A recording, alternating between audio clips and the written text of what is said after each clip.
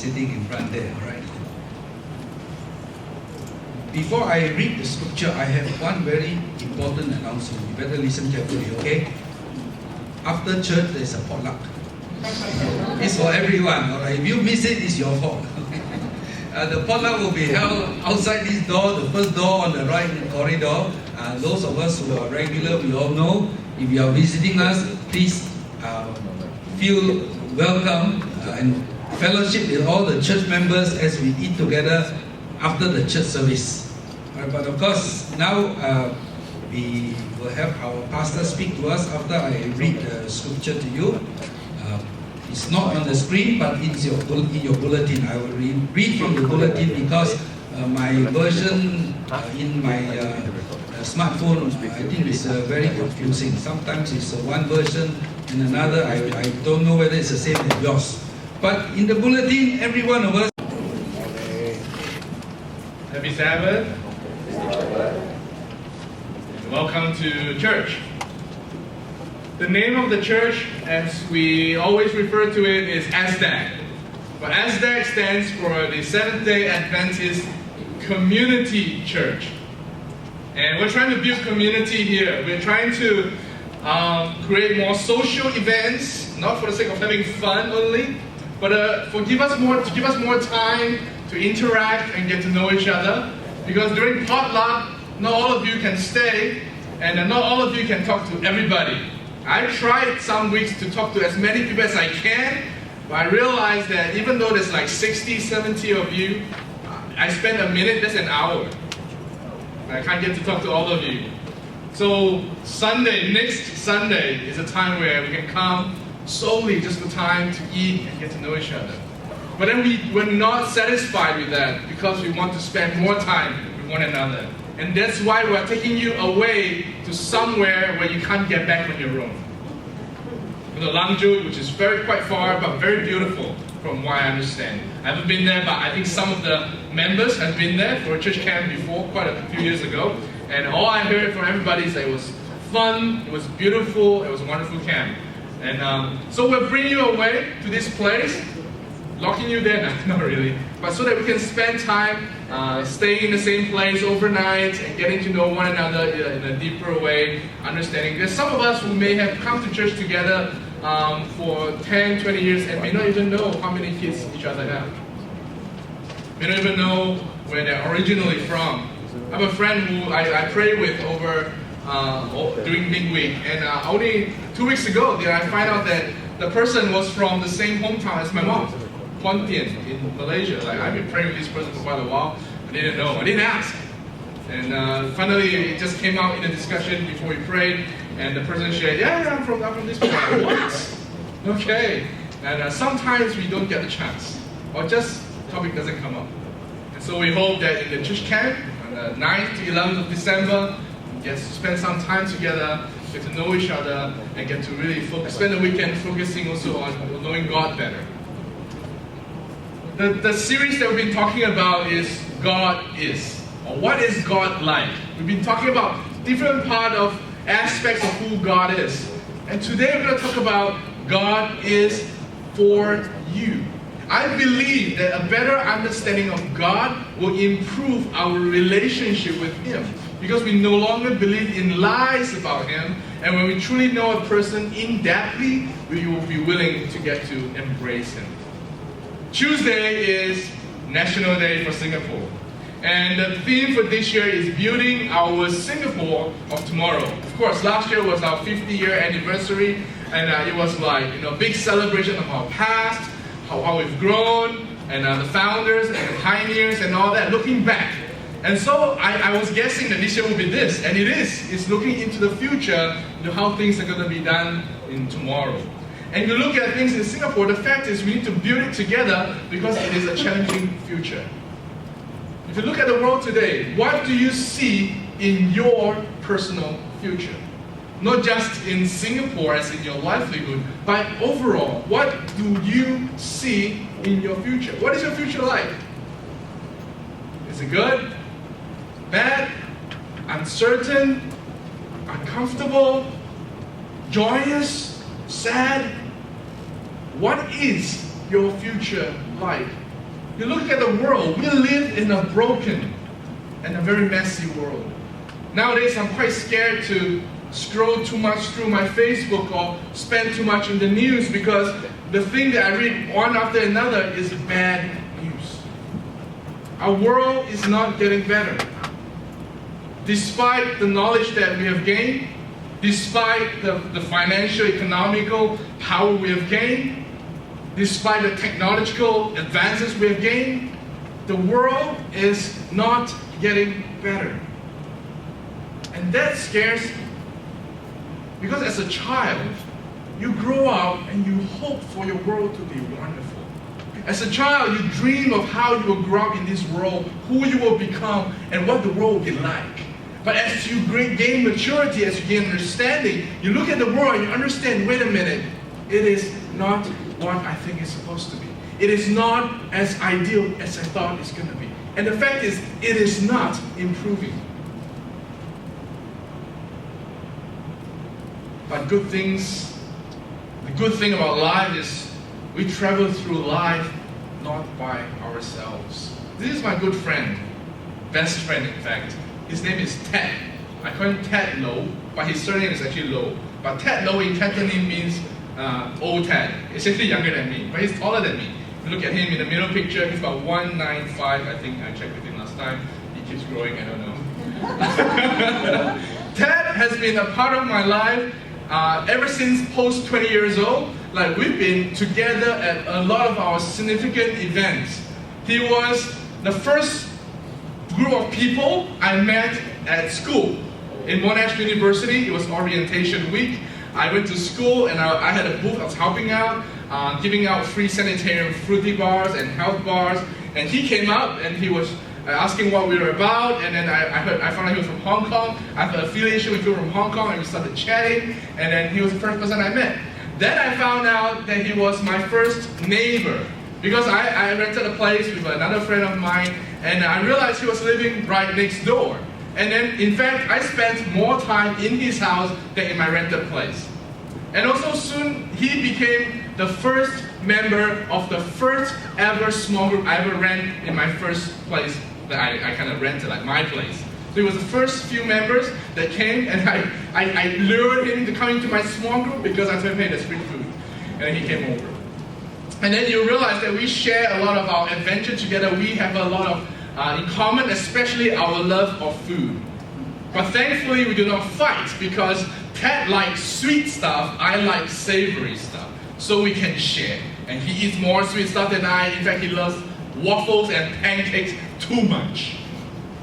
And then he later on became my housemate, and then he was the first person that was with me when I graduated. He was at the school, we graduated together, and then we took our graduation photo together, and then after that we were jobless together. And then we were jobless together, and then we both ended up working part-time jobs just to make ends meet, because you can't live on nothing. So he ended up working in a Chinese restaurant, I ended up working in an Italian restaurant, and that was a good thing, because we could bring food home every night. And he would get sick of his Chinese food, I'll get sick of my Italian food, and like, bro, exchange. And he's like, sure, bro. And so we fed each other through our joblessness for 6 months. We applied for our permanent residency in Australia together, and then we also ended up getting our first job together. Not together because he was an accounting student, I was a business multimedia student. When we started work together, we watched our first entire World Cup together, and then we went to Little Liga, which is the Little Italy in Australia, and we were for the first time sat in our first Ferrari together. Wow. Not ours though. We don't even know who that belongs to. And then we were together in a lot of places. And then we kind of were busy with life. And then he was supposed to come to my second graduation when I was graduating from Andrews University, but he couldn't be there. So we planned a road trip, and he was there with me when I reunited with Tiffany. He was the only person with me when we met her again after 10 years. And he was also there at my proposal. And then he was also at my wedding in Singapore and Taiwan, and I helped with his proposal to his girlfriend. The world is a broken and messy place, but it's easier to go through when you have a best friend going through it with you. And one of the things that I needed him for was I broke up with my then girlfriend in Australia, and it was hard. You were alone overseas in a place, foreign place, and it was good to have a brother who was there supporting you. And he too broke up with his longtime girlfriend since he was 16 years old. And then it was tough for him, and I thank God that I was also able to be there for him. Supporting each other through the ups and downs of life, brokenness of life, feeding each other when we have no food to feed ourselves, and supporting each other emotionally when we had no other people to turn to. In this broken, messy world, it is difficult, it is hard for us to go through it by ourselves. In Matthew chapter 11, verse 19, I would like you to turn with me to Matthew 11, verse 19. Jesus is given a title. Matthew 11, verse 19. Jesus is given a title. Here in Matthew 11, 19, it says, "The Son of Man," referring to Jesus, "came eating and drinking." See, Jesus likes to eat and drink. And they say, "Here is a glutton and a drunkard, a friend of tax collectors and sinners, but wisdom is proved right by her deeds." See, Jesus was spending so much time with people that others, good church-going Jews, would not normally associate themselves with. He was with them so much so that the Jews were calling him a drunkard and a glutton.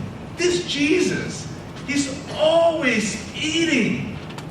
When you want to find Jesus, you find a restaurant or you find a dining table, you find him reclining at it.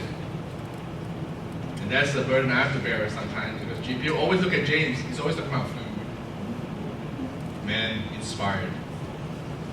And people looked at Jesus and says, why is he always hanging out with people? Is he hanging out with them because he wants to benefit from them? Look at those tax collectors, they're rich. They steal from us, they betray us, they serve the Romans. He's hanging out with them because they're providing him with good food, aren't they? And that's why Jesus picked his friends. He hangs out with people who can feed him.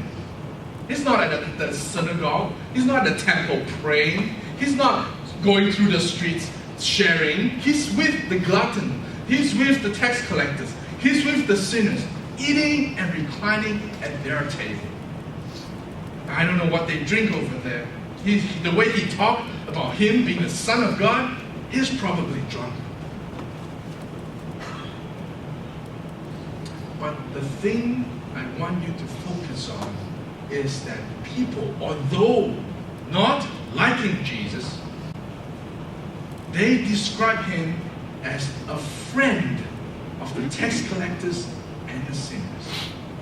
Jesus was a friend of sinners. What does that mean? Friendship, how would you define friendship?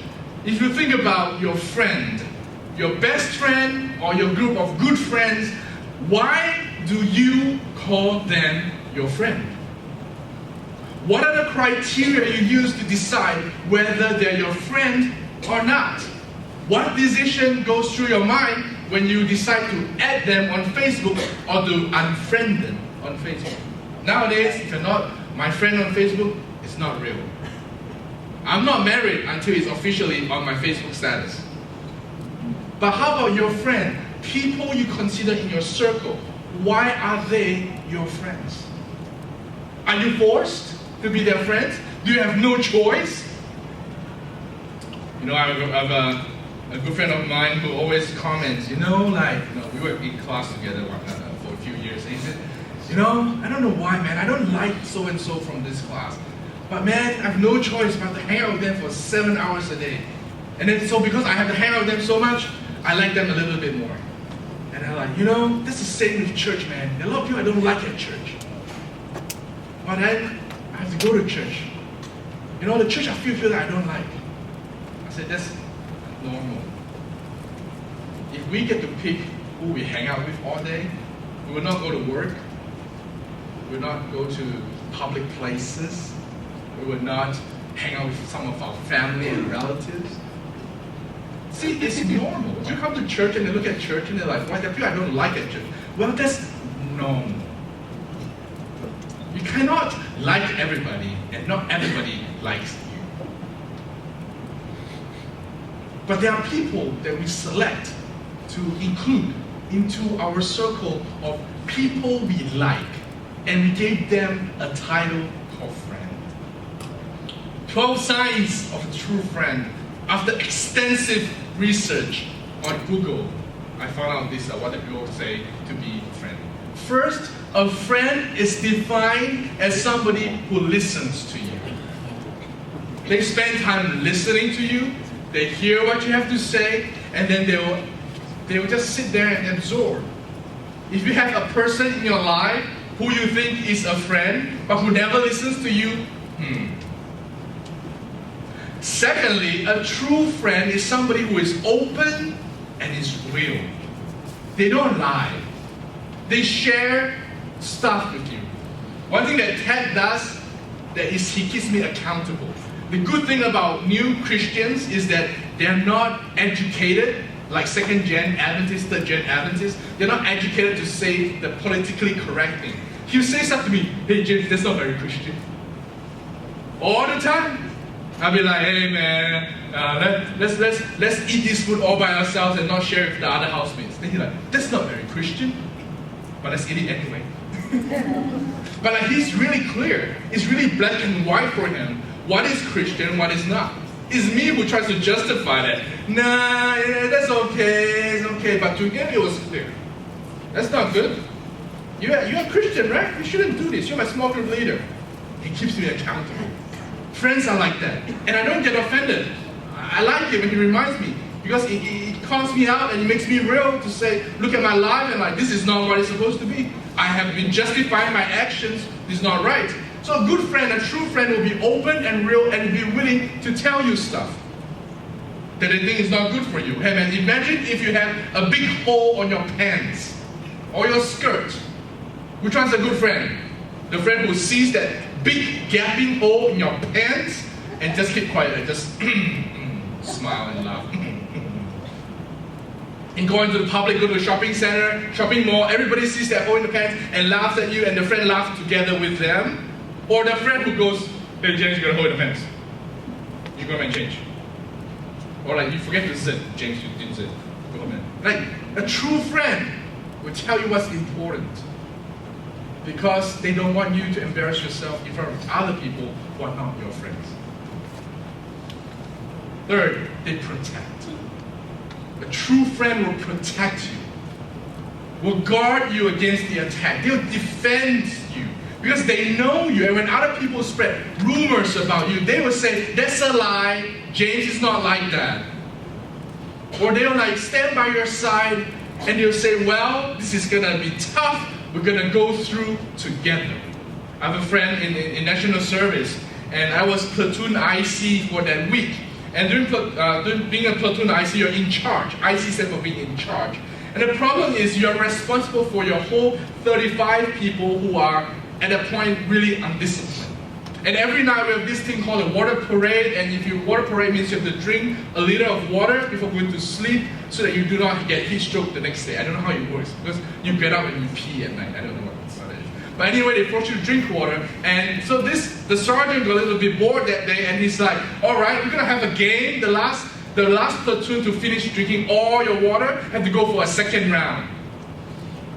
And so that day, somebody was really slow in my platoon, and he finished, and we have to go for another round of another liter of water. I'm okay, man. I like drinking water. I hold the camp record for the fastest drinker. But that guy was having it tough. He couldn't finish, and the sergeant again says, because there was The whole company had four platoons. One platoon gets to go to bed, 3 left. Last one, drink again. Dude, that guy can't drink water for nuts. The other platoon goes, there was 2 platoon left. And the sergeant says, one more liter of water. And I'm like, this is a little bit much. All right. I said, I'll go for the 3rd liter of water. We go and we drink the 3rd liter of water. And he says, the last guy who can't finish have to drink the 4th. It is stupid at this point. We drink 3 liters of water. That's already too much water in our system. And I mean, of course that guy can't finish. Couldn't even finish his water. And the sergeant says, all right, you come out, drink the 4th liter, and then the whole platoon go to sleep. And you can't go to sleep until he finishes. And I know he can't, right? And so I came up to my sergeant and said, Sergeant, I'll drink it for him. I'm the platoon IC, I'll be responsible for it. I'll drink it so that everyone can go to bed. And the sergeant says, no, him. And I said, Sergeant, please let me drink it for him. And I was there, and he said, if you want to drink it, you drink 2 liters. It's being really stupid, really ridiculous. And he's like, you finish this 2 liters of water, whole platoon goes. He gets back, and I was like, I'm going to take it for the team, right? And I was drinking, and at this moment, my buddy stepped up and says, James, we're going to do this, we'll do this together. And the sergeant didn't like it, man. He was not happy. Somebody came up. He says, after that, do 50 push-ups. And my friends just go, that's fine. We drank it, both threw up, and then we did 50 push-ups. A friend, true friend, protects, shares the load. It was easier because he was there. We just laughed at it all the years through because we're like, dude, we drank 4 liters of water, man. That's like crazy. But it's good memory because I didn't remember the sergeant. I don't remember his name anymore. I don't remember his face actually. I remember the friend who stood up for me, came out and shared the load. A true friend protects. A true friend is available. Imagine if a person claims to be your friend, but whenever you call to that person, he's like, sorry man, I'm busy. Sorry man, I'm busy. Sorry, I'm busy. Dude, I'm gonna die. Sorry, I'm busy. True friend doesn't do that. True friend's like, dude, I'm coming, man. I'll be there for you. Chicey did that for me one time. We were out playing too hard. It was too late on Saturday night, and it was pouring rain, and we were out in Raffles City, and waiting for a taxi, and then for like an hour and a half, there was no taxi, right? And then we were like, it was pretty late. I think it was about 1 o'clock. By the time we waited for an hour, we were like, dude, what do we do? And we know one person who has a car, and there was Tyson. I'm like, dude, man, will he come? It's 1 o'clock. You know, it's not like anything important. We could wait for a little bit more. We called Pastor Charlie. It was like, Pastor Charlie, we're at Raffles City. It's raining. There's no taxi. Can you come pick us up? It's just like, where? Okay. 20 minutes, he was there. He got home 2 o'clock in the morning, and then he is driving himself home in Budok, which is far from where I was living. True friend is available. Helps you. A true friend is trustworthy. A friend you can share your secrets with and yet keep it within them. A true friend that you count on, depend on in times of need. That's a true friend. A true friend is not somebody you lean, when the moment you lean upon them, they collapse and they fall to the ground. A true friend stands by you. A true friend is sincere, honest, true. They want your best for you. They're not out there to get you. They want you to excel, prosper. True friend accepts.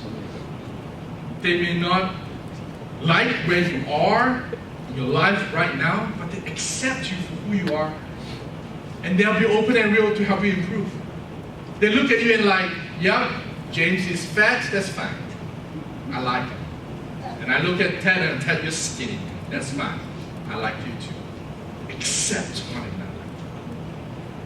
Everything, snoring and all. Here's my housemate, he knows. A true friend values one another. They appreciate the fact that that person is their friend. Cherish it. It is important to them. It is valuable. It's not something that they take for granted. A true friend brings joy. One of the things that me and Ted does is we laugh a lot together. There are jokes that we have that nobody understands, and I'll be like, hey, ha, ha, ha. So funny. There'll be things that I see on YouTube that is hilarious. I used to live in a 2-story house we rented. I'll run down because it's so funny, right? And I'll say, Ted! And he's watching the exact same videos. And we just laugh for another hour. You share joy, you bring happiness to each other's life. A true friend encourages and challenges. A true friend doesn't let you be where you are and stay there. They push you because they can see potential in you. But the fact is, no human being can fulfill all 10. 10 is pretty good, but he cannot fulfill all 10 all the time. The Bible says there's one true friend, friends of sinners. Because Jesus says that I will listen to you. If you read the Bible, he is open. And sometimes he's so honest that it hurts. But it's for our good. Jesus protects his children, going as far as giving his life for them. Jesus is available more than anybody can be available, more than my wife can be available for me. He's available 24/7, all day. Jesus is trustworthy. Jesus is somebody you can count on to come through for you in those times when even your friend do not know what they can do for you. Jesus is sincere. There's not a drop of lies in what he says in his words. He accepts you as you are. That he will call himself a friend of sinners. If he was not accepting, he wouldn't even be called a friend. Jesus values. He sees that his children are princes and princesses. They're not supposed to be sinners and stay that way. Jesus brings value and joys to us. True joy that Jesus brings is not just from a joke, but from a peace that overwhelms into our life. Jesus encourages us to grow and extend ourselves and challenges us not to stay as what we are, sinners. I'm going to share a few quotes. Bernard Meltzer says, a true friend is someone who thinks that you are a good egg even though he knows that you're slightly cracked. True. William Penn, founder of Quakers, say, a true friend freely advises justly, assists readily, adventures boldly, takes all patiently, defends courageously, and continues a friend unchangeably. And then White says, those who are fighting the battle of life at great odds may be strengthened and encouraged by a little attention that costs only a loving effort. To such, the strong, helpful grasp of the hand by a true friend is worth more than gold or silver. Words of kindness are welcome as smiles of angels. Turn with me to Proverbs 17:17. Proverbs is in the middle. 17:17. If you want to know how to determine whether somebody is a good and true friend, read Proverbs. Proverbs 17:17 says, a friend loves at all times, and a brother is born for a time of adversity. In times of trials is where you know whether somebody is a true friend or not. Proverbs 18:24, the next chapter tells us, one who has unreliable friends soon comes to ruin, but there is a friend who sticks closer than a brother. Proverbs 27:5-6. Proverbs 27:5-6 here says, better is open rebuke than hidden love. Wounds from a friend can be trusted, but an enemy multiplies kisses. Proverbs 27:17 says, as iron sharpens iron, so one person sharpens another.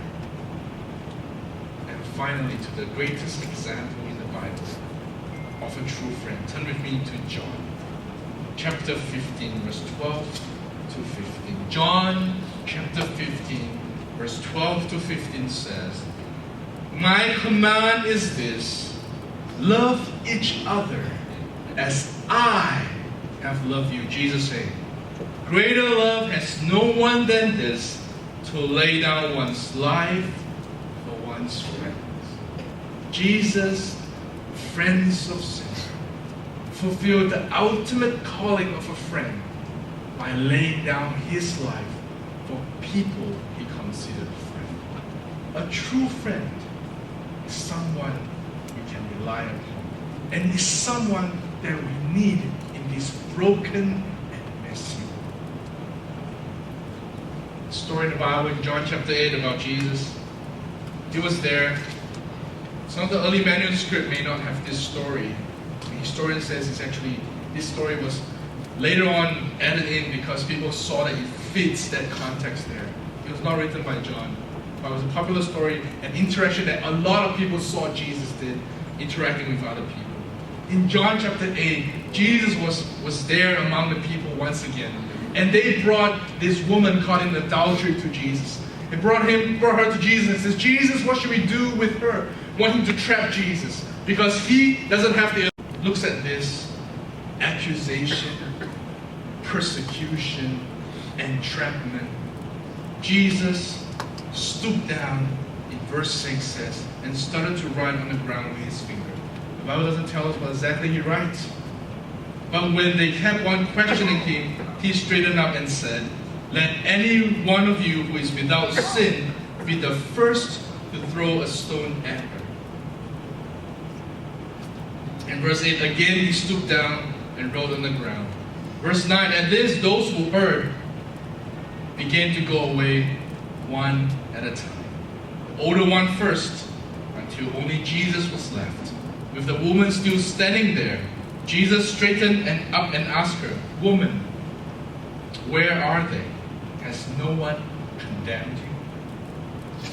No one, sir, she said.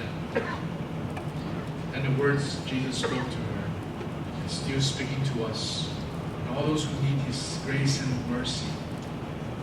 Then neither do I condemn you, Jesus declared.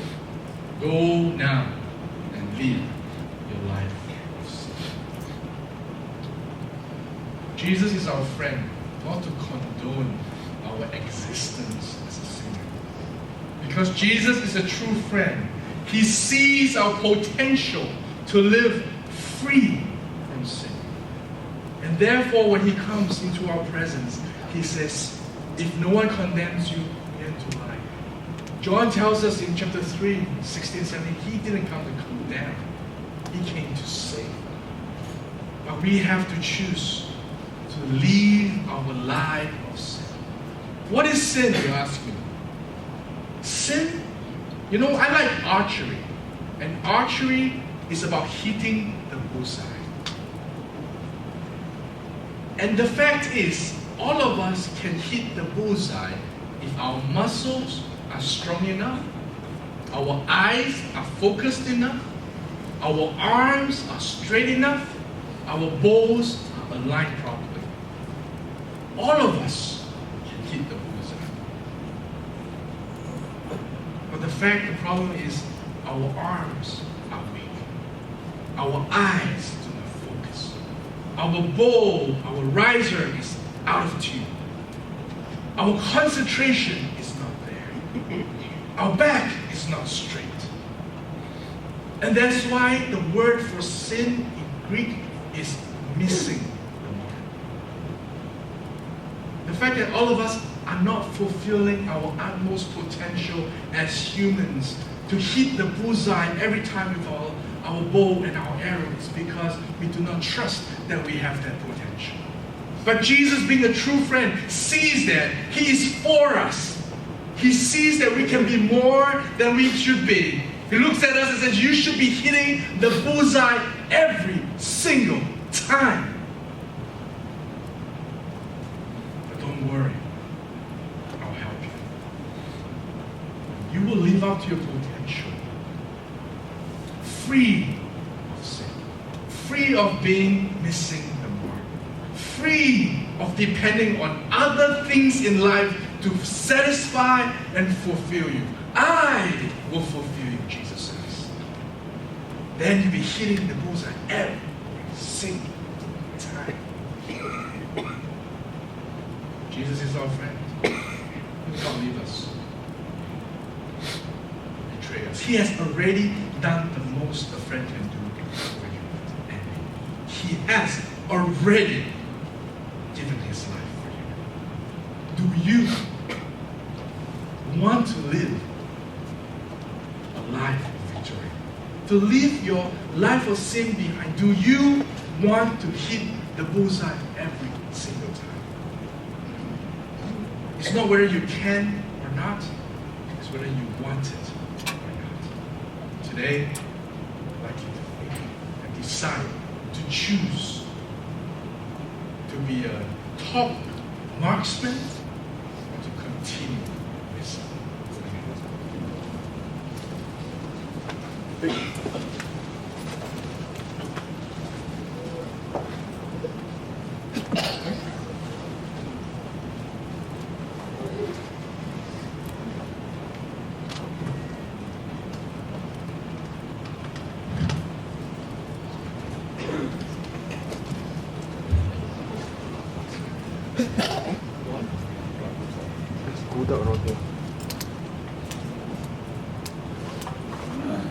Let us rise for the closing